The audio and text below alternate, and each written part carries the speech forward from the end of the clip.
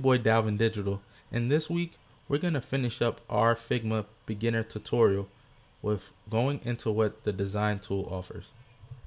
So last time we came up with a beautiful user interface and linked up all the pieces together, which allows us to interactively see what our app is able to do. Now that we know what the app wants to look like and feel like, we want to hand this over to a developer so that they could do their magic and make this come to life. So now, what we can do and what Figma offers is this dope coding part of the interface. And what this allows us to do is to basically copy all of these properties and throw it into HTML and CSS code and see what it's able to do. This is awesome because it provides the liberty for anybody to make their ideas come from nothing to something and hand off your idea to a professional so that they have the code so they can make it look exactly how you want it to, and cut down this ambiguous part where you need people to try to guess what you want your design to look like. Now, say if you're a freelancer or somebody who's a business expert who comes up with this bright idea and wants it to put it out into the world, you design your mock-up and all you have to do is hand it over to a developer and they're able to massage it so they could make it look exactly like you want it to. And that's very freeing because now anybody has the ability to come up with something awesome and put it out into the wild. But I want to take it a step further. I discovered this tool by uikit.co, which allows you to actually create some real HTML code from our designs. And I'm going to show you how to use this tool in order for you to get your code into HTML today. So now, first, we go to our settings by just clicking on our name and create a new personal token.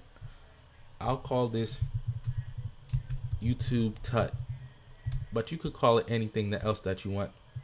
So now we grab this key, paste it in, and then we hop back, open what our mockup looks like, grab the URL, and then paste it in.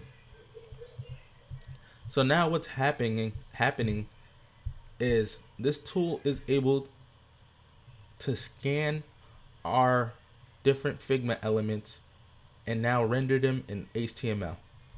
So now every page that we created, we're able to export it using this tool below that allows us to show us the code.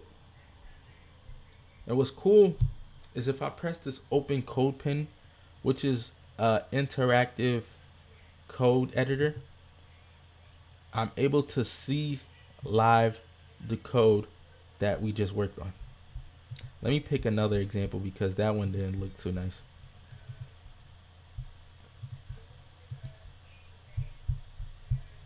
Let's pick device. Let's pick screen number 1. If we press show code, open in code pen, we're now able to see our code in the flesh with real HTML code, which is awesome because now we took something abstract as just a thought that we had in our mind and transported into code. And this is real code. To even show that, let me just grab all these elements. Let's grab all this code. Let's go back. Let's grab all this code and let's go to something random like w3schools.com. This is a dope learning this is a dope website where you could just paste in code and you're able to see it live in the flesh as well. Another interactive editor. Now let's paste in the code that we just got from our website. If you press run, you can see that we now have the elements of our code in this file.